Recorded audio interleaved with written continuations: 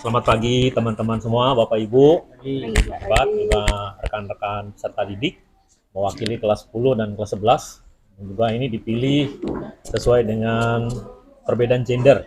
Jadi tidak laki-laki semua, tidak perempuan semua.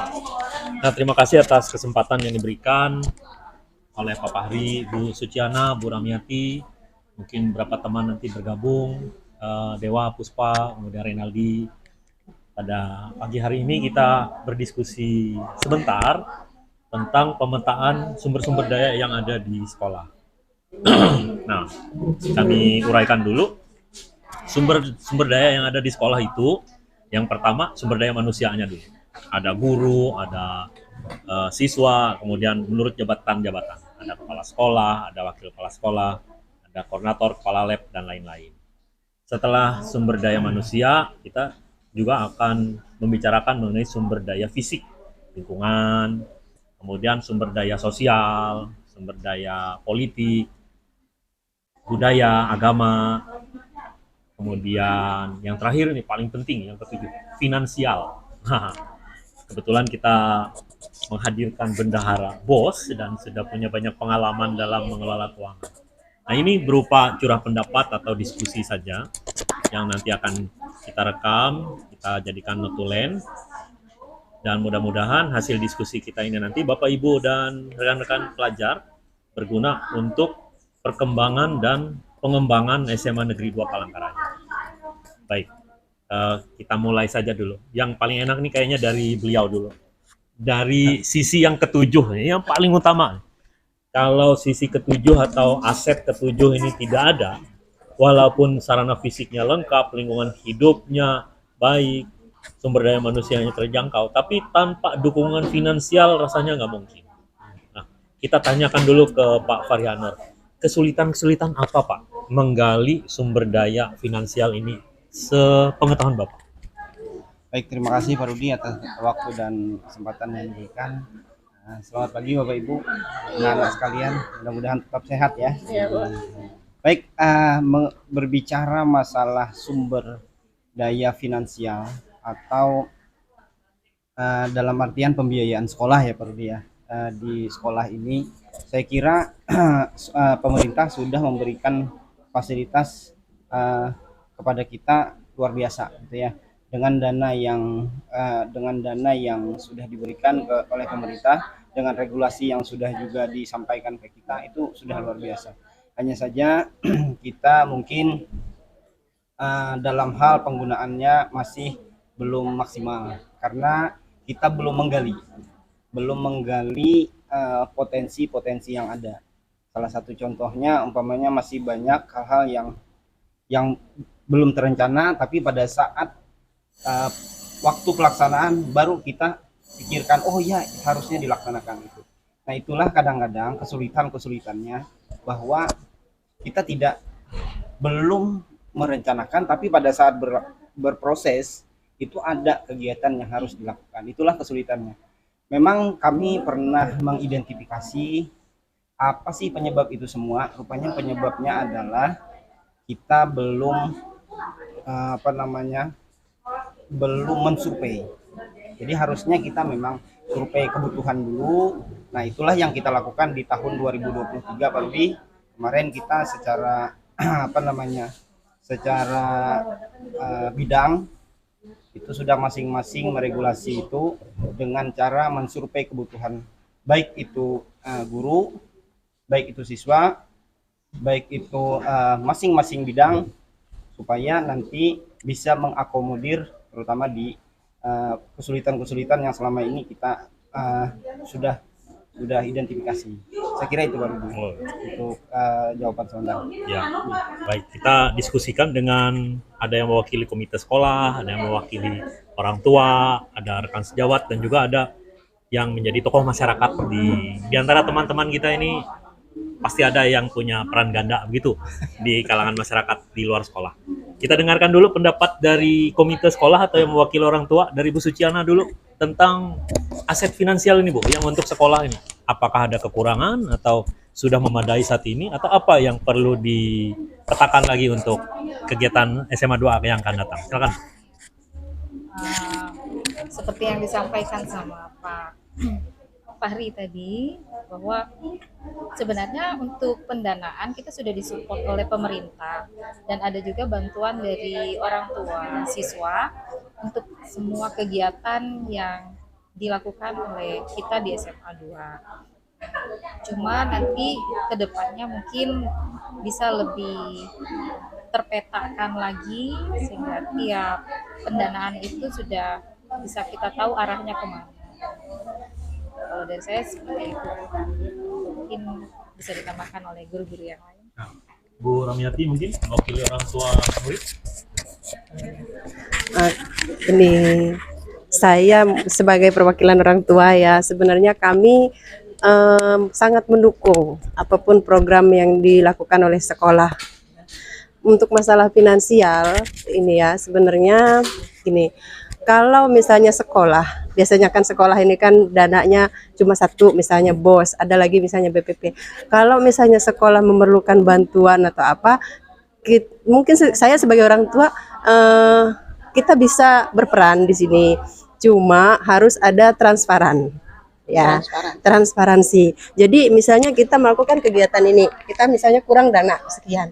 Orang tua bisa mendukung kegiatan ini. Yang penting ada ininya apa namanya proposal atau laporan kegiatannya. Jadi kita saling mendukung karena kita sebagai orang tua ya nggak mungkin lah kita tidak mendukung program sekolah sementara itu untuk kebaikan anak-anak kita.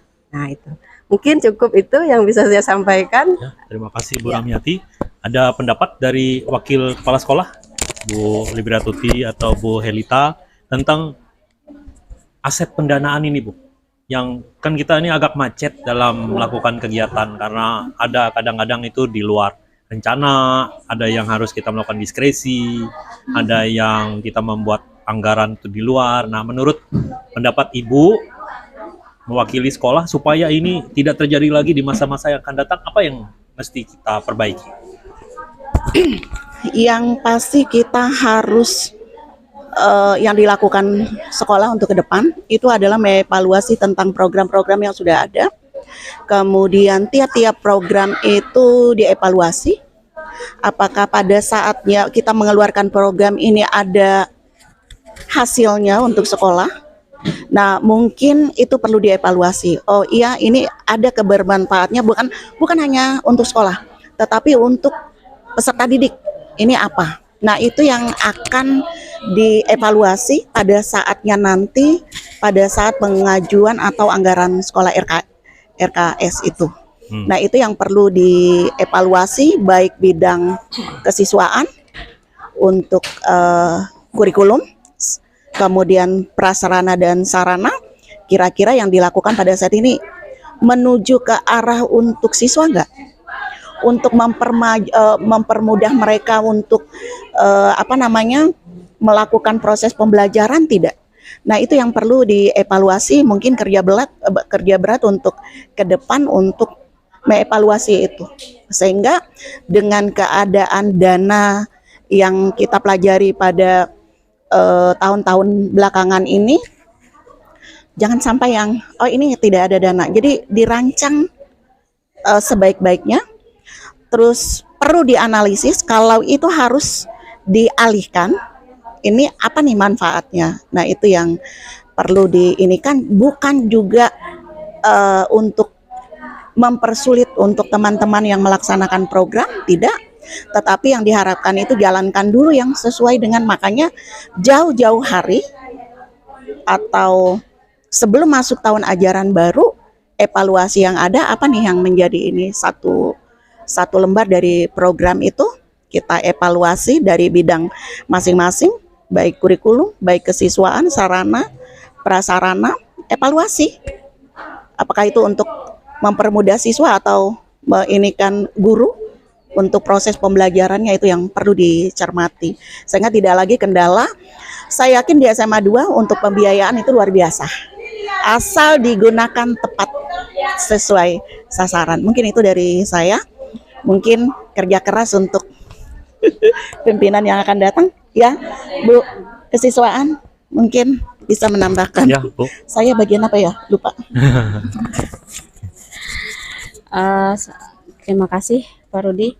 Seperti yang dikatakan oleh perwakilan dari orang tua, dari sarana prasarana, dari kesiswaan juga sama aja, kita kesiswaan juga. Yang paling utama di sini dari dana yang sudah ada di sekolah kita, seperti pertama kan dana BOS kan dapat bantuan dari pemerintah. Kemudian ada bantuan dari orang tua, dari beberapa program yang sudah kita laksanakan. Yang paling utama itu adalah transparansi penggunaan dana itu ke orang tua. Karena kalau kita tidak ada transparan dengan orang tua, ya masalah dana ini penggunaannya, untuk kedepannya kita akan kesulitan ya untuk meminta bantuan. Kenapa? Karena sekolah kita ini adalah sekolah besar, kemudian ya secara otomatis kita memerlukan dana untuk program-program sekolah. Nah, kalau tanpa adanya transparansi dari penggunaan dana tersebut, itu akan mempersulit kita untuk penambahan dana kita. Nah, itu yang pertama. Yang kedua, program-program yang ada itu bisa kita teruskan. Kemudian kalau ada program yang baru yang sekiranya itu bagus, bisa kita lakukan. Dan untuk mendukung itu semua, ya perlunya sarana yang memadai gitu. Jadi walaupun program kita bagus, kalau tanpa ada dukungan sarana, tentunya semua itu kan tidak akan dapat dilaksanakan dengan bagus kan, terutama untuk pertama proses pembelajaran ya, kedua kegiatan-kegiatan daripada siswa. Jadi semuanya itu kita pergunakan sebaik-baiknya bantuan-bantuan yang ada gitu. Jadi tapi yang seperti yang saya katakan tadi, transparan yang paling harus diutamakan di sini dalam penggunaan dari dana-dana tersebut. Ya. Mungkin Terima kasih itu. Bu Liberatuti Ya. mewakili wakil kepala sekolah urusan siswa. Nah, kita dengar pendapat dari teman-teman serta didik ini. Karena urusan finansial ini sangat erat hubungannya dengan sarana fisik, juga dengan lingkungan hidup. Nah, sejauh ini kan kawan-kawan yang paling merasakan dari 6.30 sampai 15, bahkan bisa sampai sore berada di sekolah, menikmati hasil pembiayaan dari orang tua melalui BPP atau dari bantuan pemerintah atau mendapatkan hibah PIP, KIP, serta dana hibah lainnya. Ini paling berdampak. Nah, apa nih pengalaman atau pandangan Puspa atau pandangan Renaldi untuk membangun SMA 2 ini yang akan datang, optimalisasi dari pemetaan finansial kita, sisi keuangan, dan juga sarana fisik serta lingkungan. Ini langsung 3 aset utama yang berperan di lembaga pendidikan ini. Silakan. Oke, kalau dari Renaldi dulu atau kalau dari Puspa sendiri apa di sini pandangan sebagai siswa? Emang kalau Puspa sebagai siswa itu selalu mengharapkan ya yang terbaik lah gitu. Kadang-kadang kan dari siswa-siswa sendiri juga sering datang ke Pak Fahri kayak, Pak untuk sarana ini gimana Pak? Untuk sarana ini gimana? Dari Bapak sendiri udah menanggapi kami dan Bapak kayak selalu bilang pasti ada perencanaannya nak, dan itu Puspa juga sering kayak minta pandangan dari orang tua juga sih Pak. Jadi kayak misalkan kalau di sekolah mah, kalau misalkan di sekolah kan kadang-kadang cerita sama orang tua nih, gimana mah kalau misalkan kayak gini di sekolah kayak gini Kamal. Terus mama tuh bilang kalau misalkan ya kalau di sekolah itu nak pasti ada perencanaan kata mama. Jadi coba aja dulu omongin sama pihak sekolah, itu adalah cara kita yang terbaik. Tapi kalau mama, kalau misalkan ada yang pengen didukung untuk sekolah kamu ya pasti mama kayak siap aja terus gitu. Untuk sarana prasarana sendiri kalau untuk di sekolah optimalisasinya yang Puspa pikirkan itu adalah seperti yang dikatakan oleh Bapak dan Ibu Guru tadi, adalah transparansi dari semua penggunaan dana itu aja sih Pak. Karena kadang-kadang kan sebagai siswa Puspa juga ikut kayak beberapa kompetisi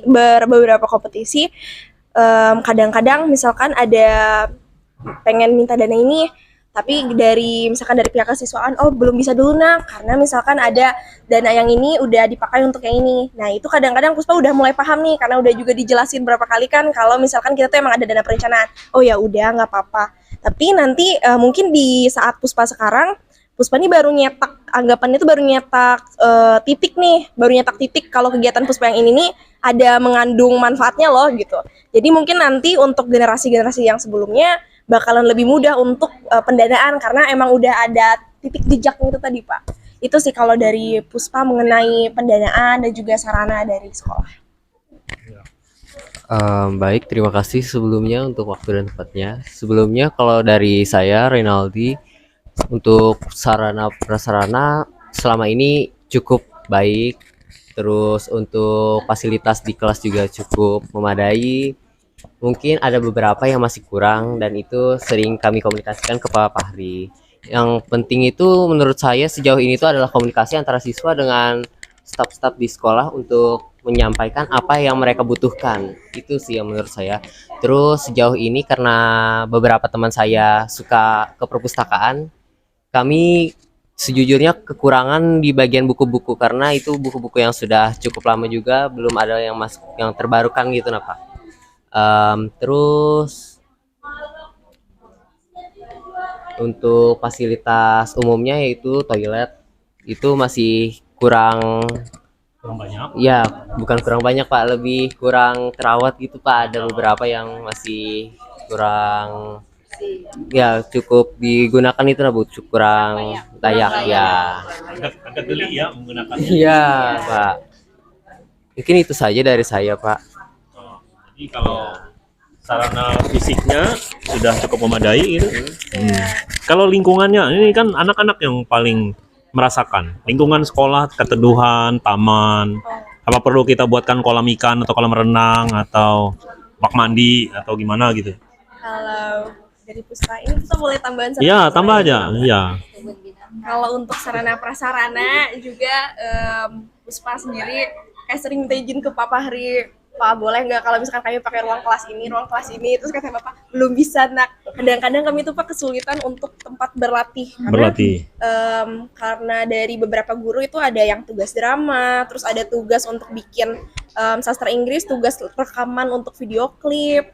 Terus yang drama juga ada drama seni budaya yang legenda sama yang sekolah. Nah kalau untuk sekolah nih mungkin kami bisa pakai ruang kelas. Tapi kalau untuk legenda kadang-kadang tuh kami untuk sarana buat bisa berlatih itu kalau nggak ke rumah teman atau enggak kami latihannya dalam kelas. Cuman kan dalam kelas juga kadang-kadang dipantau nih sama Pak Tanto. Ayo pulang. Jadi kadang-kadang kami kesulitan juga.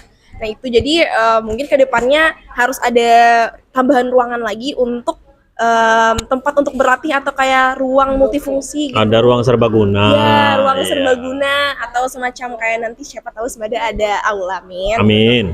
Itu jadi bisa untuk dipakai untuk latihan nari apalagi yang skala besar kan Pak. Kadang-kadang kayak kita kesulitan bisa latihan di lapangan. Tapi ada juga nih yang latihan di lapangan basket contohnya. Jadi kadang-kadang bisa tabrakan. Nah, terus kalau Itu ya, rapat. aula bejakah kadang-kadang Bukan serbaguna. ada beberapa kendala juga Bu karena tabrakan sama rapat gitu. Nah terus tuh di dalam jam pelajaran apa di luar jam pelajaran? di luar jam pelajaran. Nah, kalau di luar jam pelajaran berarti kan tidak ada kegiatan sekolah, berarti masih bisa digunakan aula. Nah, itu kendalanya Bajak. apa? Nah, Kalau di luar untuk jam kalau misalkan yang di dalam jam pelajaran tuh Pak kadang-kadang kami ini kelompoknya juga kadang-kadang bisa sampai 10. Itu sulit juga Bu kadang-kadang karena misalkan yang di bawah 1 di kelas 1 terus lapangan nanti ada dari kelas lain misalkan lagi olahraga. Jadi kami kadang-kadang sulit di situ. Nah, terus bisa lanjut ke bagian lingkungan lah Bu. Kalau buat lingkungan sendiri yang pertama itu yang paling kami rasakan tuh ketika hujan. Jadi ketika hujan di bagian lapangan tuh sering banjir. Nah waktu itu dari Pak Rudi sama Pak Wayan juga ada ngomong ke pihak siswa, gimana nih anak-anak ada nggak saran kalian buat buat lingkungan kita di sekitar sini. Terus kemarin Puspa bilang ke Bapak, Puspa pernah dengarnya biopori sih Pak kayak gitu. Jadi di bagian pasir itu mungkin boleh disemen, tapi bukan semen mati, maksudnya permanen. Jadi ya tetap ada resapan Bu. Nah itu Puspa pernah lihat di salah satu tempat penginapan. Jadi bapaknya ini dia bikin kayak semen yang kotak-kotak yang batok itu ditaruh, tapi di pinggir-pinggirnya tuh ditaruh sama rumput. Terus iya paping nggak boleh, iya paping Bu. Nah lalu kata bapaknya saya taruh biopori, jadi si semennya tuh di tengah-tengah itu ada bioporinya juga, itu salah satu. Lalu untuk taman kemarin yang jadi pembicaraan siswa yang di kalangan teman-teman saja ya Pak, itu pohon, kok tiba-tiba pohonnya ditebang, kami langsung kayak gitu karena kagetnya biasanya kan iya rindang, ada untuk itulah penahan panas lah Pak. Iya. Karena ketika itu dipotong, pas kami lewat pengen ngantar tugas ke ruang guru 1 tuh luar biasa kerasa banget panasnya tuh daripada hari-hari sebelum si pohon ini ditebang. Iya. Itu Pak. Kalau untuk dari segi lingkungan, terus Puspa juga ada untuk tanaman yang di toga itu juga pernah jadi jadi pembicara di kalangan siswa. Pembicaranya tuh adalah kadang-kadang anak MIPA tuh kayak itu nanam apa sih di situ? Bisa bilang aja kan nanam tanaman obat kayak gitu. Terus mereka bilang, gimana sih kalau misalkan itu tuh kita olah aja tanahnya, karena kami dulu ada beberapa waktu lalu lewat itu ngelihat kayaknya untuk si tanah nih kurang cocok deh untuk tanaman ini. Kadang-kadang gitu Pak. Karena yang kami sayangkan dan kami juga pasti percaya bahwa guru-guru yang mengelola itu seperti Bu Suci, Bu Rini pasti juga udah memperhitungkan kayak bagusnya kalau misalkan Bukan Bu Suci yang bukan Ibu mengelola, Suci, Bu. itu ada di bawah 9K. Oh di bawah 9K. 9K di bawah koordinasi dari Bu Nunung. Oh, iya Bu. Jadi itu untuk yang Sudah diralat ya? Iya, Diralat. baik Bu, makasih informasinya. Nah, untuk yang tanaman toga itu kadang-kadang yang menjadi kesedihan kami itu adalah karena si tanamannya tuh sebenarnya udah bagus nih bibitnya. Cuman dari segi tanah lagi Pak, itu yang kadang-kadang disayangkan.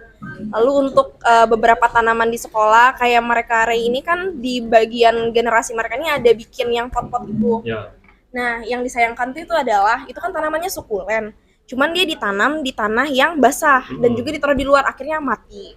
Kadang-kadang tuh dari pihak siswa kayak juga, aduh kita udah ngeluarin uang banyak, sayangnya mati gitu Pak. Kalau untuk lingkungan sama beberapa tanaman yang udah pernah disumbangkan dari siswa kepada sekolah.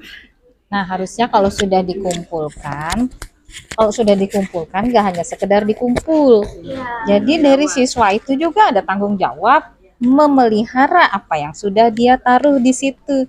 Jadi kalau bukan kita, siapa lagi? Sedangkan untuk petugas kebersihan atau petugas taman kan kita tidak punya khusus. Nah, disinilah kita belajar, di mana anak-anak tidak hanya belajar teorinya saja, tapi ayo sama-sama dipraktekkan dari teori yang sudah didapat di kelas. Kalau secara ibu sih, kalau guru biologinya memperhatikan gitu. Nah, untuk taman mungkin itu tadi sudah masukan dari anak-anak. Cuma kan kita fokus taman kan tanaman. Nah, saya bilang tadi alangkah baiknya kita juga punya satu wadah di mana tidak hanya tumbuhan saja tapi ada hewannya juga, macam kayak kebun binatang kecil. Jadi apa yang bisa kita taruh di situ gitu. Karena kalau mungkin dikaitkan ke lingkungan kita tidak hanya tumbuhan toh, makhluk hidup, hewan ada buat melengkapi. Nah, ini bagus sekali masukannya. Ya. Bu Helita mungkin Ya, dulu kita kebun Punya- binatang kecil. kebun binatang kecil. Satu boleh, tapi kemarin kita punya untuk kolam. Itu Kolam merupakan ikan. ekosistem juga, Ya, itu boleh.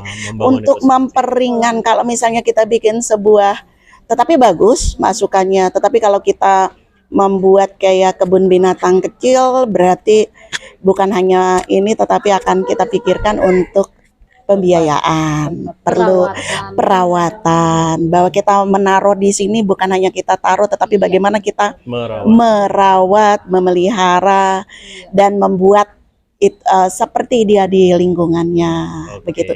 Tapi yang bisa kita usahakan dalam waktu dekat, mewakili sekolah ya, bisa kolam, Nah, itu bisa tadi. Untuk ini Bu, belajar apa? Ekosistem. ekosistem Nah, di situ. Ada kodok di situ. Ada kodok di ikan. situ. Mungkin ada ular juga. Betul, karena ada ikan-ikan yang Iya, banyak. ada serangga-serangga juga. Sarannya jangan dikuras lagi untuk kolam. Bu Martina silakan mengarahkan lagi. Tadi sudah 3 aset, finansial, kemudian sarana, fisik, dan lingkungan. Ini kan masih ada sisa 4 aset lagi. karena kita sedang ditunggu nih rapatnya. Bapak dan Ibu memotong percakapannya. Bapak kepala sekolah ada di ruang berjalan sekolah menuju Bapak dan Iya, sebentar Bu. Ini sisa 4 lagi topiknya yang mau dibahas. Setelah ini kami bergeser ke sana. Ya, terima kasih Bu. jangan lupa ya Anda kuliah ya. Ya, betul. Baik, terima kasih kesempatannya. Ini sungguh luar biasa mengenai kekuatan aset sekolah, sangat mendukung sekali dalam ekosistem sekolah kita, sehingga semakin ekosistem itu semakin berkembang dan semakin tumbuh. Baik, sekarang ada aset yang paling luar biasa, itu adalah aset manusia. Bagaimana menurut dari kita di sini bahwa sesuatu aset manusia pendukung dalam ekosistem itu yang bagaimana menurut dan harapan dari terutama kita yang ada di sini. Ya, Boleh siswa kita ini kan hebat-hebat. iya, Gurunya juga hebat-hebat. iya. Nah, supaya ke depannya 2023-2024 nih sekolah kita ini makin hebat. Iya. Bagaimana kita mengelola manusia-manusia yang ada ini? Iya. Nah, gimana? Jadi manusianya itu ya kita semua dalam ekosistem ini, nggak terkecuali siapapun. Seperti itu. Bagaimana? Boleh dimulai dari siapa? Karena kita ini mengedepankan kepemimpinan murid. Nah, itu. Mendingan kita mendengar mereka dulu, lalu baru kita analisa. Oke, Nah, kita mulai dari murid aja ya. Sebelumnya tadi topik intinya apa dulu Mbak tadi? pemetaan sumber-sumber daya yang ada di sekolah. Oh, Ada pemetaan 7 sumber sumber daya. daya. Nah, sekarang kita bicara yang Iya. manusianya. Kekuatannya Muridnya, jangan lihat kelemahan. keinginan kalian, kekuatan, kelemahan, tantangan. Iya. Terus Pak dari segi eskul dulu ya Pak. Ya, Kalau untuk siswa dari segi eskul yang Puspa lihat itu banyak siswa yang sebenarnya tuh mereka udah punya talenta, tapi itu talentanya dikembangkan di luar sekolah. Nah, untuk eskul yang di dalam sekolah mereka tidak ikut. Nah, kadang-kadang pas ada beberapa acara yang sebenarnya nih bisa mengajak siswa si A, cuman tuh tidak ada satupun berita mengenai adanya pertunjukan bakat atau talenta di depan umum. Nah, yang Puspa pikirkan itu adalah kenapa kita nggak coba buat siswa ini untuk ikut juga di dalam pertunjukan sekolah, karena siswa-siswa ini juga sebenarnya mereka udah siap nih, kapan nih Puspa ada event lagi Semada, kapan lagi ya kira-kira ada pertunjukan atau ada kegiatan lagi di luar sekolah, karena mereka sebenarnya juga nunggu. Tapi karena tidak terangkul oleh eskul itu sendiri, akhirnya tidak ikut. Memang benar bahwa dari sekolah itu ada kemarin Puspa ada pencatatan yang ikut eskul atau tidak ya Bu. Nah cuman karena jadwal mereka ini udah ada di luar, mereka nggak ikut eskul. Jadi pilihannya tuh antara mereka pilih di luar atau di dalam. Cuman karena mereka memegang juga identitas sebagai warga Semada dan juga sebagai murid di sini, itulah yang Puspa harapkan adalah adanya adanya hal yang bisa menarik mereka nih buat keluar, seperti kayak penawaran kepada mereka untuk ikut eskul ini, ataupun ikut pertunjukan bakat ini, atau untuk ikut kegiatan ini. Karena kadang-kadang tuh ada beberapa info ataupun kayak beberapa kegiatan tuh yang tidak diinfokan, jadi banyak yang tidak tahu mengenai info ataupun kegiatan tersebut gitu Bu. Kalau untuk dari segi eskul ya Re. Nah terus untuk dari Re ada mau nambahin nggak? Sebenarnya sejauh ini memang eskul ini jadi perbincangan kami di Gen yang 39 ini, karena kami kurang komunikasi juga sebenarnya Kak. Karena ya ada teman aku yang punya bakat di bidang musik, tapi dia nggak dapat informasi tentang bidang itu. Sebenarnya kami itu perlu komunikasi yang lebih memadai lagi gitu Iya, lah. lebih banyak. Iya. Mungkin itu aja dari saya Pak. kalau dari segi pembelajaran lah di dalam kelas atau ikut kompetisi akademik, KSN, Olimpiade, semacamnya, ada masukan atau ada harapan, keinginan gitu? Kalau dari segi pembelajaran apa ya? Apa guru ini mengajarnya sudah sesuai dengan yang kalian harapkah, atau ada yang perlu lebih manusiawi lagi, bukan robot gitu? Kalau untuk segi pembelajaran dari guru-guru ya Pak, dari segi absensi boleh nggak Pak? Ya, boleh.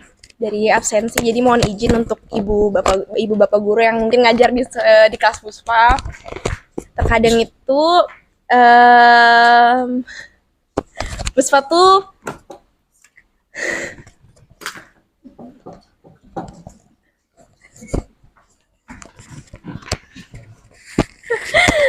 untuk yang pembelajaran di kelas itu ada beberapa bapak atau ibu guru tuh yang jarang masuk, Pak. Jadi sebenarnya tuh memang sih siswa-siswa ini kan kayak suka aja gitu kalau misalkan bapak ibu gurunya tuh nggak masuk, kayak hore aja buat kami, hore banget. Tapi ketika kami guru ini tidak masuk dan juga ada diberikan tugas, kami itu kadang-kadang merasa jenuh. Merasa jenuh itu karena menurut Puspa, yang Puspa amati itu adalah kehangatan antara guru dan siswa ketika berbicara. Ketika ada ibu guru yang masuk ataupun bapak ibu guru yang masuk terus kayak ngajak bicara, lalu ada yang bilang kayak sini nak, kayak ucapan nak yang ada kami dengar itu benar-benar berarti buat kami, walaupun sebanyak-banyaknya tugas yang diberikan ketika guru itu masuk perasaannya tuh beda. Kalau hari ini misalkan semua mata pelajaran nih ada 3 yang jam kosong terus ada tugas, siswa yang pulang ke rumah tuh besok paginya kami cerita pasti rasanya tuh kayak capek, terus malamnya tuh tidurnya tuh lebih dari jam biasanya. Maksudnya lebih dari jam biasanya, harusnya tidur jam 9, ini jadi jam 7, jauh lebih cepat. Entah kenapa rasanya tuh jauh lebih lelah. Tapi pas ada bapak ibu guru yang masuk, ketika ada presentasi, terus ada debat, itu tuh entah kenapa semangat kami tuh jauh lebih tinggi ketika ada guru yang masuk. Nah, itu untuk dari segi pembelajaran. Nah, lalu oh ya, untuk tugas, beberapa tugas seperti tugas praktek itu ya Pak, sebenarnya kami tidak keberatan, kami suka aja tugas praktek itu. Cuman yang kadang-kadang memberatkan itu adalah pembagian waktu. Karena anak SMA ini pulangnya jam 3, terus misalkan bapak ibu gurunya, ayo nak jangan sampai kerjakan di rumah ya, soalnya kalian perlu waktu buat keluarga. Cuman keadaan itu terkadang nggak sesuai dengan yang kami harapkan gitu Pak. Jadi pengennya kerja kelompok di sekolah, tapi mungkin ada beberapa kendala, misalkan misalkan aja nih tugas kami ini misalkan menumpuk di rumah. Jadi tugas yang menumpuk tadi sebenarnya bukan karena kami nggak ngerjain di rumah, cuman emang waktunya aja nggak cukup gitu Bu. Akhirnya kami bawalah ke sekolah pas ada jam kos atau misalkan ibu yang memberikan tugas praktek ini nggak masuk, kami waktunya buat ngerjain tugas. Jadi nanti buat kerja kelompok ini kami bawa ke rumah gitu. Jadi tetap, nah yang kadang-kadang memberatkan tuh adalah di bagian situ untuk kerja kelompok. Untuk solusi kerja kelompok ini gimana? Menurut Puspa, dari Bapak Ibu guru itu, apabila misalkan emang ada tugas praktek, Puspa sebagai siswa mengharapkan adanya pemberian waktu. Jadi misalkan materi kita anak dari sekian sampai sekian, tapi nggak apa-apa deh kalau misalkan kalian 4 pertemuan ke depan kerjain aja tugas itu sampai full, itu nggak apa-apa Bu. Soalnya maksudnya sampai full tuh misalkan dari pertemuan hari Jumat sampai Rabu sampai yang minggu depan itu, jadi kita nggak usah isi materi khusus untuk kalian ngurus si tugas ini aja dulu. Terus nanti pas di bagian sudah di bagian selesai tugasnya baru kita lanjut materi selesai gitu Bu. Karena ada metode guru yang seperti itu, dan itu menurut Puspa membantu banget. Jadi waktu itu kami drama, terus ibunya minta tolong kami buat sisain aja dulu nak sampai pertemuan ke minggu depan. Jadi tugasnya udah selesai di sekolah, terus kami baru bisa bawa ke rumah. Nah, terus itu untuk tugas yang praktek ya Pak. Kalau tugas yang perlu internet dan juga laptop, itu kadang-kadang kami terkendala di bagian internet. Iya, terkadang ada beberapa guru yang, oh iya nak boleh kok dikerjakan di rumah, di sekolah. Nanti kalian bawa ya laptopnya, tapi terkadang kami kendala ke internet. Internetnya mungkin kami udah beli paket dari rumah. Cuman yang sulit itu adalah jaringannya lagi Bu, Pak. Jadi kami akhirnya tugasnya nih akhirnya nggak terselesaikan di sekolah, tetap kami bawa ke rumah. Akhirnya tetap menumpuk di rumah. Iya. Itu terkadang terkendala di bagian internet juga, mungkin untuk Bapak yang ngurus prasarana itu sih untuk kendala di dalam pembelajaran. Rinaldi Sama. Untuk masalah internet ini memang selalu jadi topik utama kami sih Pak, ya. Karena dimanapun juga kami pasti bergantung dengan internet juga kan Pak untuk metode pembelajaran ini, entah cari materinya atau scan ini itu segala macam gitu Pak. Ini kayaknya pembicaraan kita tadi tidak melulu sumber daya manusia kedengarannya, karena ini sudah menyangkut ada pengaruh budayanya, ada hubungan sosialnya, bahkan sudah mengarah pada bentuk-bentuk politik sebenarnya. Ya, karena ada berapa yang memang menurut kami ya, guru-guru itu ada yang tidak masuk itu menjalankan salah satu bentuk strategi politiknya juga itu. Mungkin sering masuk nanti membuat wajahnya bosan, atau paling dia gayanya mengajar juga monoton. Nah, kita dengarkan dulu dari Bapak Ibu dulu yang punya pengalaman politiknya nih seperti ini. Kan kekuatan peta di sekolah juga. Ya Pak. Nah, ini Apa ahli dulu nih, politik. Bu Suci kan? Gimana Pak? Berpolitik bagaimana Ya, itu? politik itu kan penting di Ya, sekolah. topik. Politik itu mengajarkan suatu strategi untuk mencapai tujuan. Betul. Mungkin itu juga bagian dari politik guru sebenarnya, supaya kalian lebih berinteraksi satu sama Nggak lain. bosan, ketemu Iya, guru bosan ketemu guru terus. Itu terus mukanya strategi, oke lah. strategi ya. Bagian dari politik itu kan ke arah strategi. Iya, politik. Banyak Nah, Bu Tuti strategi. tertarik untuk membahasnya. Ayo, Sip. Bu Tuti. Terima kasih. Sebenarnya dari apa yang sudah disampaikan oleh Puspa. siswa-siswa kita Puspa dan Ray, mungkin itu salah satu curhatan hati mereka. Iya. Iya. Sebagai siswa Iya. yang pandangan siswa. Curhatan Curcol. hati, ya bagus. Jadi dari situ kita bisa tahu bagaimana ke depannya. Nah, tetapi kalau dikatakan dari itu curhatan dari siswa, dari guru juga sebenarnya ada curhatan. Iya, pasti Bu, pasti Bu. Curhatan dari guru itu kalau saya pribadi ya, yang pertama terlalu banyak siswa. Itu Betul. itu yang membuat kendala dalam proses pembelajaran kita, mengurangi semangat dari anak-anak. Kenapa? Karena yang namanya kita belajar itu kan perlu tempat yang nyaman lah untuk kita. Nah, kalau tempatnya tidak nyaman, otomatis membawa pengaruh ke psikologis anak-anak. Anak-anak psikologisnya seperti ini, Bapak Ibu guru datang mengajar. Bapak Ibu guru itu kan tugasnya tidak hanya mengajar, manusia juga. Iya. Ada beberapa hal dalam kehidupan pribadi kan, dan itu bisa terbawalah dalam suasana pengajaran. Nah, kalau suasana pengajaran sudah tidak membuat kita enak, nah kemungkinan itulah yang menyebabkan apa yang sudah disampaikan oleh Puspa tadi. Ya, nah itu. Jadi untuk kedepannya, biar sama-sama enak, bisa kita atur atau bagaimana lah mengatur supaya pertama siswanya jangan berlebihan kalau menurut saya. Iya. Nah, yang kedua, kalau siswanya tidak berlebihan, kita bisa ini mengatasi kebosanan baik dalam pengajaran maupun kebosanan siswa tersebut dalam proses pembelajaran, ya kan? Iya, Bu. Kalau gurunya enak, siswanya pasti enak, ya kan? Jadi dengan kata lain, suasana lah perlu diperbaharui dalam proses pembelajaran itu. Kalau suasananya baik, kalau suasananya enak, otomatis siswa dan guru juga akan enak, gitu.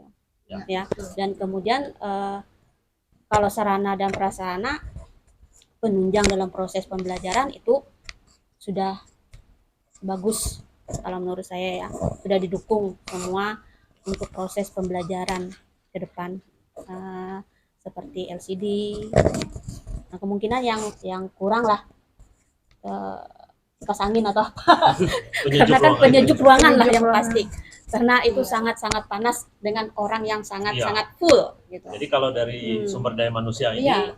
jumlah atau kuantitas peserta Iya. didik dalam kelas itu Iya. harus dikembalikan. Iya, harus dikembalikan sesuai dengan aturan. aturannya. Ya, standar nasional pendidikan. Iya. Ya, jangan berlebihan. Bagaimanapun metode kita dalam proses pembelajaran, kalau tidak didukung dengan Jumlahnya suasana membludak seperti itu, saya kira gurunya aja bete, apalagi siswanya. Tuh. Tambah-tambah akhirnya tidak enak, tidak maksimal. Nah, ini yang kemudian menciptakan budaya yang Iya, tidak positif lagi. Iya, Karena iya. terlalu banyak orang yang Terlalu kita banyak urus, kelebihan kapasitas, iya. dan juga menciptakan sosial budaya yang juga kurang mendukung Iya. kegiatan pembelajaran. Bukan gitu lah Bu Martina? Iya, betul. Karena kalau apa ya yang disampaikan tadi, kapasitas yang melebihi dari muatan seperti itu akan mempengaruhi sosial budaya. Sosial budaya akan mempengaruhi apa hubungan dari situasi kondisi yang ada, entah itu antara murid, antara guru, kondisinya akan mempengaruhi. Dan mereka akan, dan kita rasakan kan agak itu ya, empati satu sama lain itu agak kurang. Mungkin oleh ya keadaan kapasitas yang cukup banyak, sehingga artinya ya atur masing-masing lah, bagaimana menurut masing-masing enak. Sungguh luar biasa ya, yang pembahasan kita ini paling utama itu terdengar itu fisik. Fisik itu seperti internet tadi, kemudian sumber daya manusia kalau terlalu kapasitasnya juga banyak, tidak maksimal juga, artinya walaupun kita sedikit tapi sudah maksimal, itu sangat luar biasa pendukung ekosistem sekolah kita semakin bertumbuh, seperti itu. Demikian, bagaimana? Kalau dari sisi siswa sendiri, gimana nih budaya atau keadaan sosial yang ada di sekolah kita? Sudah mendukung kah, atau ada praktek-praktek bullying atau praktek perundungan, atau ada guru yang membuli siswanya, atau ada sesuatu yang membuat kalian itu tidak bisa berkembang potensinya? Kalau untuk di Semada ya Pak, Puspa ambil dari contoh kelas Puspa karena kebetulan Puspa juga ketua kelas di kelas. Kalau untuk di kelas Puspa itu, yang Puspa syukuri itu adalah dari segi psikologis mereka tuh rata-rata Puspa dapat bilang itu cara didik orang tuanya mungkin udah bagus. Jadi mereka tuh cenderung anaknya kalau membuli tuh bukan membuli sih, lebih ke bercanda. Puspa juga kalau mereka udah mulai berlebihan, Puspa udah bilang, misalkan mereka nih udah mulai main-main lempar sepatu, Puspa udah bakalan kayak ngasih batas untuk mereka mainan apabila itu udah melebihi. Karena Puspa sendiri waktu SMP tuh udah pernah punya pengalaman di anggapannya tuh dibully orang gitu, Bu. Jadi udah pernah punya pengalaman, dan itu Puspa ambil sebagai hal yang bikin Puspa tuh membuat Puspa harus, kita tuh sebagai manusia menghargai orang, karena Puspa juga pernah digituin. Kalau di kelas Puspa tuh memang mereka punya circle itu wajar, karena kita sebagai manusia tuh ada hukum law of attraction namanya. Jadi kayak kita sebagai manusia tuh mungkin ada orang yang cocok sama kita ini, yang lain mungkin gak cocok sama kita ya. Oke, it's okay lah. Tapi kalau misalkan kita nih udah mulai kerja kelompok, itu kita udah mulai bekerja sama, itu kami kadang-kadang ya udah langsung kompak aja gitu, Bu. Tapi kalau untuk dari segi pembulian tuh sudah yakin itu tuh sudah bukan nggak ada sih Pak. Ada sisi-sisinya udah ada. Cuman tinggal kita ngompres ini jangan gitu. Asalkan kayak diberikan ya diberikan batasan lah. Kalau mau main ya silakan main. Kalau kalau udah mulai berlebihan dibatasin gitu. Karena yang namanya siswa, anak-anak apalagi remaja ya Pak, kadang-kadang tuh perkembangan mereka tuh kelas 10 mungkin masih alim-alim. Kelas 11 makin menjadi. Itu benar-benar kerasa karena perubahannya tuh luar biasa. Nah, sebagai ketua kelas Puspa juga nggak bisa kayak terlalu ngekang mereka. Justru entah apa yang Puspa pelajari dari mamahnya Puspa ketika mendidik anak remaja itu adalah kita harus jadi teman buat mereka. Jadi Puspa lebih cenderung ngedengerin mereka Pak. Misalkan yang satu nih piket hari ini kabur, Puspa dia kabur nih kayak gitu. Terus Puspa nanti besoknya Puspa datangin dia, kenapa kamu kabur? Misalkan aku kabur tiap hari ini Puspa gara-gara latihan basket. Oh ya udah, kalau misalkan kamu latihan basket hari ini, pengen dipindah nggak piketnya ke hari yang lain gitu Pak. Kadang-kadang anak-anak tuh dia punya alasan tersendiri gitu Pak. Dan Puspa berusaha untuk tidak memiliki circle di kelas, jadi kayak fleksibel aja gitu bertemannya, karena harus fleksibel. Juga kadang-kadang pagi-pagi mungkin Pak Rudi sering lihat kayak anak-anak nih kok pada ke kantin. Karena Puspa juga kadang-kadang nggak makan di rumah ya Pak. Jadi Puspa kayak ya udah kalau misalkan pagi-pagi pengen ke kantin silahkan aja. Asalkan nanti pas ibunya datang langsung masuk. Cuman ada juga Puspa nih kecolongan, ada yang keluar pas jam pelajaran. Karena Puspa juga ada keterbatasan yang Puspa tidak bisa Puspa tangani pada saat itu Pak. Jadi disitulah peran guru lagi gitu untuk pembulian. Nah terus dari guru di kelas Puspa itu sebagian besar menurut Puspa itu guru-gurunya nggak yang punya karakter yang kayak pembulian atau yang bikin kami down lah Pak. Sudah saya pikir agak berkurang lah. Tapi mungkin ada ya beberapa guru kalau misalkan kami nanggapinnya bahwa oh mungkin Bapak atau Ibu guru yang ini lagi ada masalah di luar.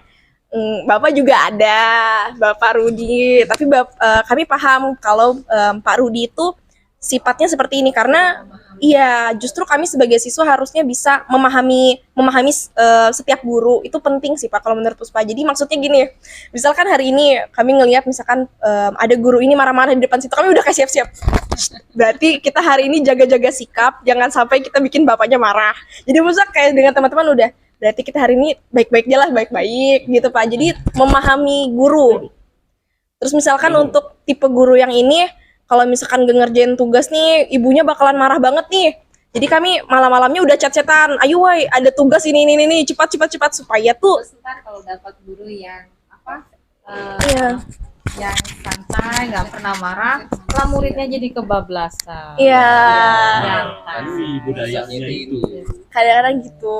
Jadi kan memang ada guru yang tegas, ada guru yang memaafkan, Iya. penuh kasih, tetapi malah itu dimanfaatkan. Dimanfaatkan juga ada.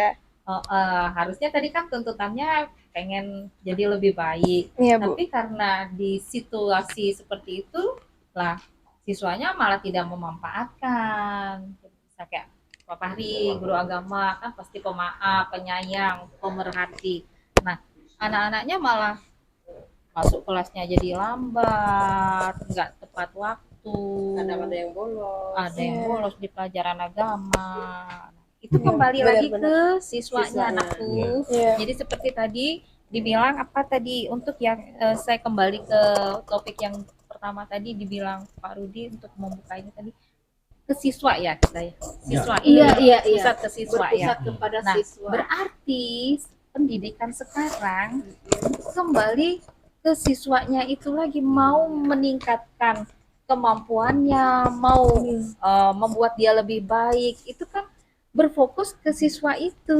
Guru hanya sebagai penuntut. Iya, penuntut. Pengayom. Nah, jadi tidak bisa lagi dituntut seperti tadi ada masalah di eskul yang tidak diketahui kegiatannya. Nah, di situ keaktifan siswa tadi yang mau menjadi lebih baik, dia harus lebih aktif untuk mencari informasi. Sedangkan siswa pun sudah punya wadah yaitu OSIS kan.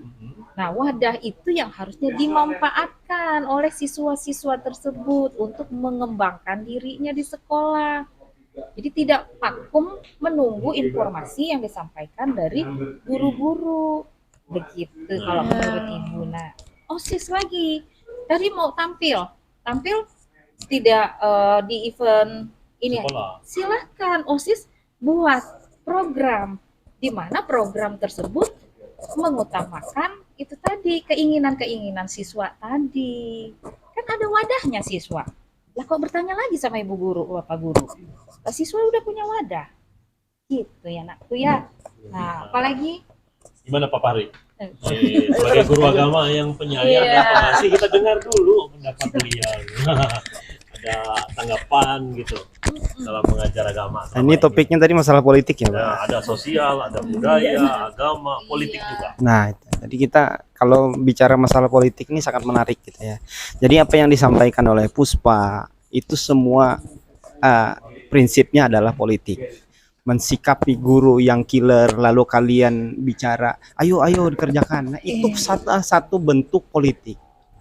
Terus juga yang disampaikan Bu Suci tadi bahwa mentang-mentang gurunya lembut, tidak pernah pemarah, lalu nah itu juga salah satu bentuk politik tapi kebablasan.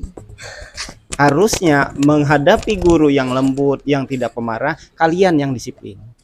Menghadapi guru yang killer, guru yang tegas, maka kalian saling mendukung. Itulah bentuk politik budaya. Jadi tidak melawan. Kalau melawan, nah itu kontradiktif akhirnya. Jadi politik itu adalah fleksibilitas dari salah satu budaya. Iya, benar. Jadi maka tidak akan pernah berbenturan. Air sama minyak itu nggak bakalan pernah bisa berbenturan dia, walaupun dia disatukan. nggak bisa dia berbenturan, dia tetap minyak ya minyak, dia air ya tetap air. Itulah cara berpolitik yang baik. Kalau kalian umpamanya bapak nih lagi marah-marah, kalian melawan, berbenturan, akhirnya crash. Kalau crash maka ujung-ujungnya nanti dendam-dendaman. Nah itu yang kita hindari. Oleh karena itu politik fleksibilitas tadi itu harus Buhankam anut gitu ya. Iya, Pak. Jadi intinya ada di kalian, karena kalian menghadapi semua orang, bukan menghadapi satu orang. Kalau guru hanya menghadapi sikap kalian, tapi kalau siswa itu menghadapi banyak guru, maka disitulah peran politik tadi diperlukan. Begitu juga budaya. Artinya kalian bersikap. Apa yang disampaikan Puspa tadi saya sangat menarik gitu ya. Jadi bersikap apabila lagi Pak Rudi marah-marah, oh kita harus bersikap baik-baik. Itu salah satu politik budaya gitu ya, yang harus dilakukan kalian ke Pak Rudi. Pada saat kalian berhadapan dengan saya, mungkin aja ya, pada saat itu kalian tidak menganggap saya lagi marah-marah. Nah, politiknya adalah ayo berdisiplin. Iya, benar. Karena mungkin kalian terlambat, saya tidak akan marah-marah gitu kan. Nah, kalian yang berdisiplin. Itu salah satu politik budaya juga. Oh iya, jujur bapaknya karena kita ini tanggung jawab kita nih. Rugi kita nih kalau sana. Ya gitu modelnya. Maaf ya Pak Rudi ya. Bagus Pak. Enggak, ini contoh aja contoh. Maksudnya membiasakan Iya. kesadaran, Benar-benar, membuat Pak. kesadaran Iya. mereka dari mereka sendiri. Iya. Jadi Tanpa di Didorong, betul. membangun kesadaran. ya, jadi modelnya kayak gitu. Jadi paham ya maksud Paham. Bapak. Jadi artinya fleksibilitas tadi itu juga sudah masuk dalam politik dan budaya. Nah, itulah yang nanti dijadikan karakteristik kita. Sehingga kalian belajar tetap aman, guru-guru yang mengajar tetap aman, tidak ada mengadu sampai ke Komnas HAM gitu kan. Nah, itu kan artinya kayak gitu ya kan. Nah, kita alhamdulillah sampai hari ini kita masih tidak ada yang mengadu sampai orang tua datang bawa parang kayak yang di YouTube itu kan nggak ada. Nah, artinya masih dalam taraf aman gitu kan. Nah, mudah-mudahan budaya politik dan karakteristik ini itu tetap bisa kita jaga sampai artinya kalian lulus dan guru-guru ini juga ikhlas dalam memberikan pembelajarannya. Karena tidak ada didasari dengan dendam dan sebagainya. Saya kira itu Pak Rudi. Mohon maaf kalau seandainya terlalu banyak kata-katanya. Justru dengan diskusi kita seperti ini kan namanya juga pemetaan. Jadi kita mendengar dari berbagai aktor yang berada di bidang masing-masing. Pak Fahri mewakili sarana prasarana, juga bagian aset keuangan, kemudian menjalin kerjasama dengan orang tua. Bu Suciana juga begitu, selaku orang tua, berada di barisan komite pembelajaran, berada di barisan komite sekolah. Bu Martina sebagai guru penggerak, Bu Ramiati mewakili orang tua dan juga bertindak sebagai tokoh masyarakat dan guru. Nah, Reynaldi dan Puspa juga sebagai perwakilan peserta didik yang berani menyuarakan pendapatnya itu dalam komposisi istilah yang namanya kepemimpinan murid itu yang kita dengar. Kami tidak mungkin terlepas dari keberadaan murid kan. Sekolah cuma ada gurunya aja nggak mungkin. Lalu sekolah ada muridnya tapi nggak ada gurunya juga tidak jalan. Jadi ada tetap pembatasan. Mana yang sebagai minyak, mana yang sebagai air. Nah, kita ini kan berperan gantian. Iya. Guru dan siswa bukan lagi atasan bawahan, tapi sebagai mitra belajar. Nah, kami belajar dari peserta didik pun belajar dari guru. Jadi guru ini terus long life learner, pembelajar sepanjang hayat. Nah, sampai kami mati pun di liang lahat tetap kami belajar untuk mencoba bertahan hidup. Hengap, tarik napas, kan kita belajar untuk bertahan hidup. Walaupun kata Tuhan, ya ambil napasmu dan selesailah perjalananmu di muka bumi ini, ya kita sudah menjalani hakikat kita gitu. Nah, ini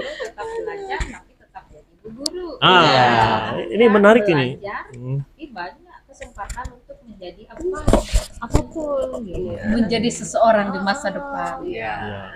Reynaldi punya pengalaman dari sosial budaya atau praktik-praktik menjalankan agama syariat di sekolah ini dibatasi atau bagaimana, atau ada yang perlu ditingkatkan gitu? Kegiatan agama sosial budayanya? Untuk pengalaman sendiri sih sejauh ini masih belum ada pengalaman yang gimana-gimana gitu ya Pak Bu. Mungkin untuk dari kaminya sendiri, dari siswanya itu ada inisiatifnya gitu nah Pak. Karena gimana pun juga kita kan saling berhubungan juga kan Pak dalam satu lingkup sekolah itu, kayak mungkin muridnya itu harus sadar, oh iya nih sudah waktunya ibadah gitu kalau di hari Jumat itu. Terus kalau ada teman yang lagi ibadah juga, kemarin itu ada sempat bentrok juga di dekat ruang Hindu itu antara yang lagi ibadah sama yang main-main gitu Pak. Mereka itu nggak bisa ngehargain yang mereka lagi ibadah gitu. Seharusnya kan mereka ada inisiatif atau toleransi gitu terhadap temannya yang lagi ibadah gitu Pak. Itu aja dari saya. Ada lagi yang lain disebut aja, digali aja. Untuk yang lainnya mungkin di eskul tadi nggak ada sudah pas sejauh ini. Kalau di eskul saya, mungkin kalau di eskul lain saya masih kurang tahu juga, atau belum sampai infonya ke saya yang tentang batasan-batasan itu. Terus kalau yang lainnya nggak ada juga sih Pak. Saya masih. Ini saya buka lagi otak kita ya, pikiran kita. Iya, Pak. Budaya itu tidak hanya terikat dengan normatif yang ada di masyarakat. Nah, di sekolah ini kan mengajak masyarakat kecil kita ini untuk memang menjalankan sistem kebangsaan. Bangsa Indonesia yang bineka, yang bermacam-macam suku, agama, ras, dan kita juga mengedepankan salah satunya misalnya Hari Batik Nasional. Nah, adakah kita mencoba berupaya berinisiatif? Usul, Pak, gimana Hari Batik Nasional nanti jatuh pada tanggal ini, kita semua pakai batik. Kita tidak mendengar hal seperti itu. Akhirnya kita selalu terikat dengan koridor aturan ketat yang mengatakan hari Senin ya harus pakai baju gitu. Ah, di sini keinginan suara dari sebagai warga murid, sekolah itu. suara memilih, suara itu kan mengusul, memilih pilihan. Nah, student Kepemilikan voice. kalian ikut serta dalam Betul. kegiatan yang kalian sampaikan itu. Jadi itulah sekarang berpusat kepada murid, bukan berpusat kepada guru. Pembelajaran pun sudah berpusat kepada murid Ya, sekarang. diferensiasi. Makanya jangan heran yang Sosial kalau emosional. terkadang kita itu banyak siswa itu mengeluh kerja kelompok. Padahal dari kerja kelompok, loh nanti kerja kelompok lagi. Kan ada kan siswa seperti itu. Padahal kerja kelompok itu berpusat kepada murid dan akan banyak memperoleh budaya positif. Kerjasama, mendengarkan, menghargai, menghormati pendapat. Didapat semuanya dari situ. Ya, saya tambahkan lagi satu lagi budaya kita yang juga seperti tadi kan, tanaman sudah diberikan ke sekolah lalu berharap sekolah yang merawat. Nah, di sini kan ada misjudgment atau penilaian. Sebenarnya kita bersama-sama. Helm hilang. Kami taunya di sana yang jaga satpam lah. Supaya helm tidak hilang ya kita bawa. Makanya seringkali saya bilang, jangankan helm, obeng aja saya taruh di meja ini bisa hilang. Karena saya tidak aware, tidak waspada. Kewaspadaan itu selalu tetap ada. Dan ini juga yang menjadi karakter yang mau dibangun di profil pelajar Pancasila itu. Kritis, mandiri, tidak mudah percaya dan pendapat orang lain, dan dia juga bersikap sebagai seorang yang otonom, menentukan pilihannya, melaksanakan apa yang dia inginkan, tidak nabrak norma. Gitu. Ya, silakan kalau mulai panas. Mas Wan tambahin yang bagian tanaman tadi Pak. Nah sebenarnya benar bahwa kami sebagai siswa tuh harus ada kesadaran diri. Emang harus ada apa ya?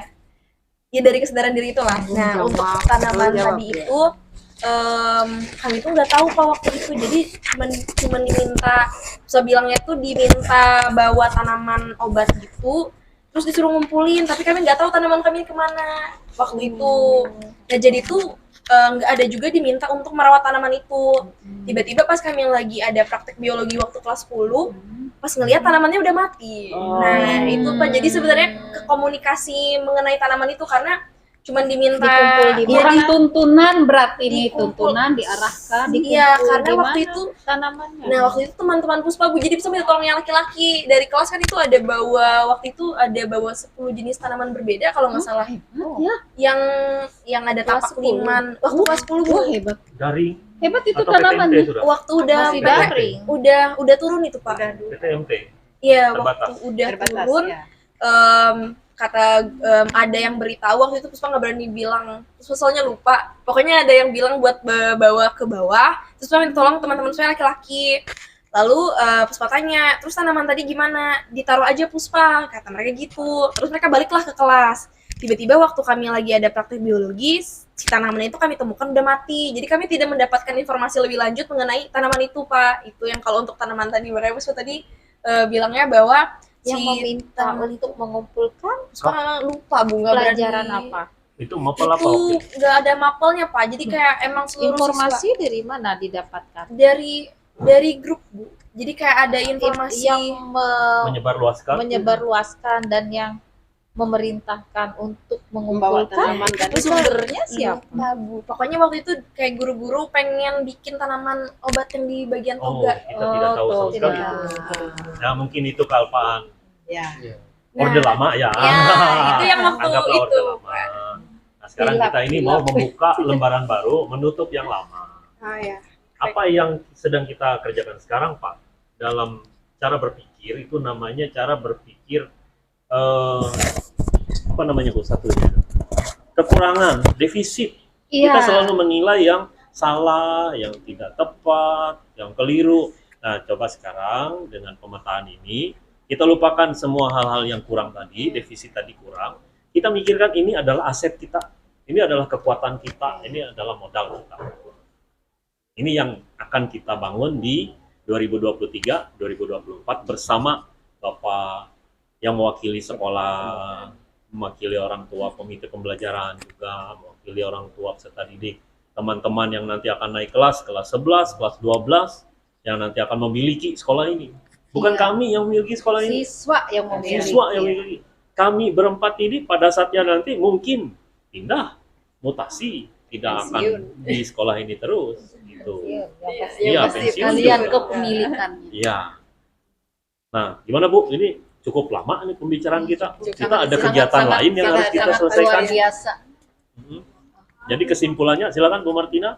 Baik, kesimpulannya dari yang kita bicarakan nih sangat luar biasa mengenai aset sekolah kita yang tentunya dampaknya untuk menumbuhkan ekosistem sekolah kita sangat luar biasa, mulai dari aset manusia tadi yang keadaan murid kapasitasnya harus memang sesuai aturan supaya lebih baik lagi.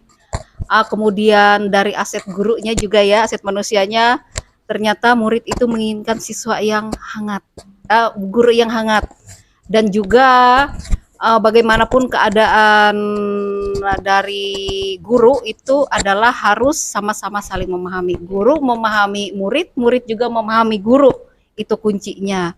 Jangan salah pikir kalau guru yang nampak ramah, membiarkan, padahal dia itu berpolitik juga. Berpolitik bahwa membuat kita siswa itu membiasakan diri secara dari dirinya sendiri. Itu loh. Jadi bukan hanya membiarkan, sebetulnya lemah lembut, ayo masuk, dibiarkan, ayo silakan masuk, misalnya ada tidur, ayo bangun. Itu sebetulnya memotivasi, cara memotivasi guru tersebut. Nah, ada yang marah-marah juga guru, yaitu gaya mereka, tapi bahwa semua kita itu saling saling menjaga, saling memperhati. Siswa juga jangan harus memiliki keterbatasan, harus memiliki sekolah ini. Apapun yang diusulkan, usulkan sebanyak mungkin. Keluarkan suaranya, kita evaluasi bersama. Kita kelola bersama. Kita pilih bersama untuk apa? Untuk ekosistem kita semakin bertumbuh. Ekosistem kan ada yang tadi tanaman itu mati. Karena apa? Nggak dirawat. Karena ekosistem berarti harus kita rawat dengan aset kekuatan tanpa ada kekurangan.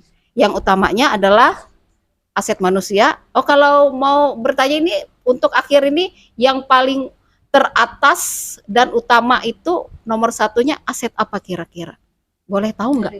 Iya. Dari 7 tadi, dari manusia, alam, politik, agama, budaya, kemudian keuangan, Sarana fisik sarana fisik itu paling penting mendukung ekosistem kita sehingga berjalan, bertumbuh, berkembang, menghasilkan sesuatu yang positif. Kira-kira mulai dari murid nggak? Murid nih, kita dengar suara murid kan? Kita mulai dulu. Kalau Bapak Ibu guru nih pendukung pamong. Jadi kita mulailah yang mana yang utamanya nih? Nah, menurut Renaldi atau Puspa nih, yang mana nih dari 7 itu? Kalau menurut saya sih manusia Pak, karena manusia ini kan diberkahi akal pikiran untuk mengelolanya gimana gitu, terus untuk mengembangkannya gimana, terus untuk saling berpendapat juga kan Pak, kayak kita sekarang ini saling mengutarakan pendapat kita, opini kita tentang gimana ke depannya gitu untuk lebih baik lagi. Itu saja dari saya. Kalau Puspa, karena Ray udah bilang sarana manusia, Puspa sarana fisik. Karena ketika si sumber daya manusia ini udah punya ide atau sudah punya pemikiran buat melakukan suatu kegiatan atau mereka udah punya poin-poin ide, mereka juga perlu untuk realisasi. Nah, saat realisasi ini mereka perlu sarana fisik. Itu sih kalau dari Puspa. Iya. Fisik ya. Tidak ada yang benar salah. Iya, Karena tidak semuanya ada. kan ada pengaruh biotik dan Biotik. Karena ekosistem itu adalah interaksi antara biotik dan abiotik. Interaksi. Jadi Iya. saling Terhubungan. Kalau bicara hubungan lagi ada mutualisme. ada simbiosis lagi. Banyak lagi. Sampai parasitisme juga ada. Oke. Nah, terakhir ini dari Bapak, Ibu, mungkin ada pelajaran apa yang kita dapatkan dari pembicaraan kita ini bisa disampaikan? Mohon perkenannya. Sedikit aja ya Pak. Nggak apa-apa, banyak-banyak. Baik, terima kasih Pak Rudi, Bu Martina, dan Bapak Ibu guru yang lain serta anak-anakku sekalian. Hari ini saya tidak hanya menghadiri kegiatan ini dengan dengan baik, tapi saya juga mendapatkan masukan yang banyak dari kita semua. Terutama saya sebagai guru dan juga sebagai perwakilan dari sekolah, terutama di bidang sarana prasarana, sangat banyak mendapat catatan untuk hari ini. Anak-anakku sekalian, Bapak Ibu guru, mohon izin, sebenarnya akar masalah dari semua ini ketidakseimbangan antara kebutuhan dengan sarana yang ada, fisik yang ada, dengan sarana keuangan yang ada. Itu satu-satunya akar masalahnya adalah informasi yang tidak akurat. Anak-anak meminta berkebutuhan, tapi kita tidak memfasilitasi. Kenapa? Karena tidak ada informasi dari anak-anak apa kebutuhan. Terus juga informasi dari pihak sekolah, baik dari Bapak Ibu guru dan sebagainya, tidak menginformasikan kepada siswa bahwa kita punya fasilitas ini, sehingga anak-anak tidak melebihkan kebutuhan-kebutuhannya. Artinya menyedangi kebutuhan yang menyesuaikan dengan sarana-sarana yang ada. Sehingga di tahun 2023 kita berkomitmen untuk membangun komunikasi yang baik. Iya, amin. Jadi nanti mudah-mudahan nanti Pak Rudi beserta mungkin nanti tim di komite pembelajaran ya Pak, kita nanti akan bangun komunikasi ini sehingga tidak ada miss antara siswa dan guru, baik itu di bidang apapun, di bidang aturan main tatip siswa, aturan main tatip guru, habis itu nanti juga kebutuhan-kebutuhan untuk penunjang proses pembelajaran. Jadi sehingga ada akar masalahnya ada di komunikasi tadi. Kita nggak komunikasi, kita tidak saling berbagi, sehingga pada saat kita butuh orang nggak bisa.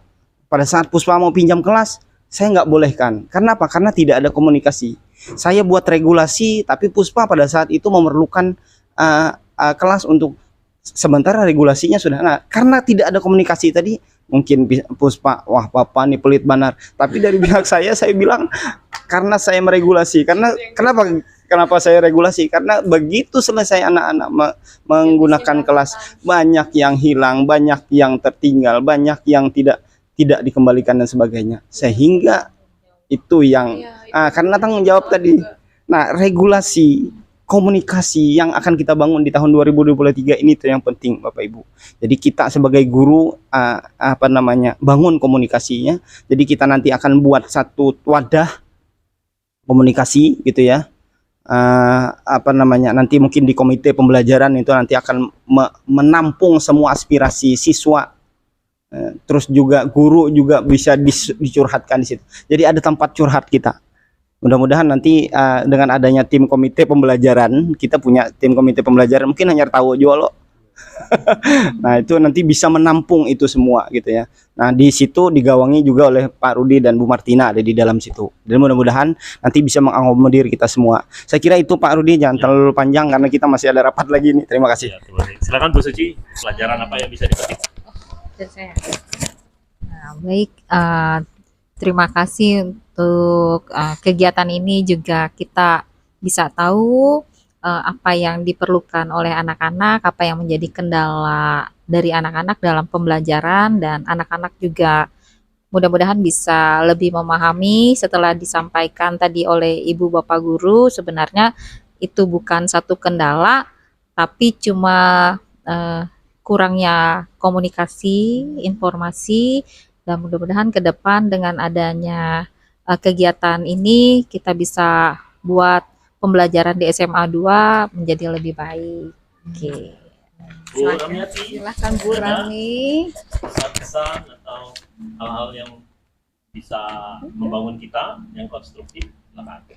Ya, saya rasa sih cukup aja dari Pak Fahri sama Bu Suci. Yang pasti hasil hari ini cukup banyak yang saya dapat juga ya. Contohnya tadi ya banyak masalah ekosistem manusia dan lain-lainnya, tadi ada 7 tadi ya Pak ya. Sebagai pembelajaran untuk kita juga ya, ada saling komunikasi antara siswa dan guru, mungkin itu yang perlu ditingkatkan lagi karena akibat kurang komunikasi jadi kurang tahu informasi yang sebenarnya. Jadi salah menduga-duga akhirnya gitu ya. Mungkin itu banyak sih sebenarnya yang saya dapat dari sini tadi. Yang pasti semua hal itu untuk kebaikan kita bersama ya. Mungkin yang lebih ditingkatkan lagi ya tadi komunikasi antara guru, siswa, dan staf di sekolah inilah ya. Mungkin itu ya Pak ya. Terima kasih. Ya, kalau dari Puspa untuk kesimpulan dari semua pembicaraan dari pihak siswa dan juga Bapak Ibu guru, juga ada di sini dikumpulkan wakil kepala sekolah ya Pak. Yang Puspa pelajari di sini adalah sebenarnya kita semua itu punya kebutuhan. Tapi seperti apa yang tadi Bapak Ibu guru sudah Puspa dengarkan, bahwa sebenarnya kita tinggal ke penyesuaian kebutuhan itu aja lagi. Gimana caranya supaya kebutuhan antara siswa, guru, dan juga warga sekolah itu lebih seimbang. Itu sih kalau Puspa. Nah, terus juga perlunya komunikasi. Nah, tapi melalui komunikasi ini juga diharapkan adanya pengembangan dari apa yang telah kita komunikasikan. Itu kalau dari Puspa. Dari Ray? Ya, Kalau dari saya sih sejauh ini komunikasi itu penting kan Pak, karena ya kalau nggak ada komunikasi mungkin kami nggak bakal ada yang berani speak up juga kenapa apa yang kurang gitu ke guru. Intinya balik lagi ke masing-masing, harus ada yang berani memulai untuk berani berbicara, itu aja sih Pak. sebelum ke Bu Martina, saya mewakili teman-teman dari komite pembelajaran, juga mewakili sekolah, juga dari tim guru penggerak, juga kawan-kawan calon guru penggerak, mengucapkan terima kasih pada Bapak Ibu guru SMA Negeri 2 Palangkaraya, Pak Fahrianur, Bu Suciana, Bu Ramiati, Dewa Puspa, Reynaldi, dan juga rekan-rekan pendukung di belakang layar, Dimas dan Ramadhani Desta, juga Bu Martina yang bersedia hadir pada pemetaan sumber-sumber daya di sekolah pada siang hari ini. Mungkin kegiatan kita ini akan berlanjut. Ini kan sebagai bagian awal ya Bu ya. Karena kita belum memasuki tahun ajaran baru, kita akan memasuki substansi baru, kurikulum merdeka, kita juga akan menerima personil baru, rekrutmen, serta didik baru. Nah, kita juga perlu mendengar dari mereka sebagai siswa kelas 10, siswa kelas 10 yang naik ke kelas 11, dan kakak-kakak kelas yang ada di kelas 12. Kemana Bahtera ini mau kita arahkan? Dan tentu saja mereka sebagai konakoda, tidak kita melulu. Bagaimana Bu Martina? Closing statement-nya, silakan.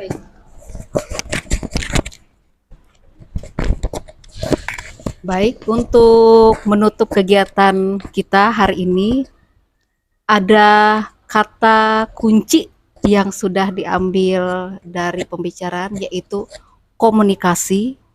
Dan pada akhirnya dari komunikasi itu akan menimbulkan kesepakatan. Sehingga suara-suara dari murid itu dapat terwujud dan bisa memilih dan merasa memiliki. Sehingga tujuh aset tadi mempunyai kekuatan tanpa melihat kekurangannya. Demikian, Ya. terima kasih atas waktu yang diberikan dari Bapak, Ibu, dan siswa yang luar biasa. Dan juga semua pendapat yang sudah dicurahkan. Ya, betul. Menjadi semangat dan darah baru kita, roh baru kita di masa-masa yang akan datang. Terima kasih Bapak Ibu, sampai ketemu lagi. Nanti konsumsinya bisa diambil di sebelah. Yuk, kita lanjut. Ya, silakan. Kita doa dulu, Bu Martina, di depan kamera. Nah, ini ada siswanya juga. Ada syuting. Ya. Sudah stop kah? Ya.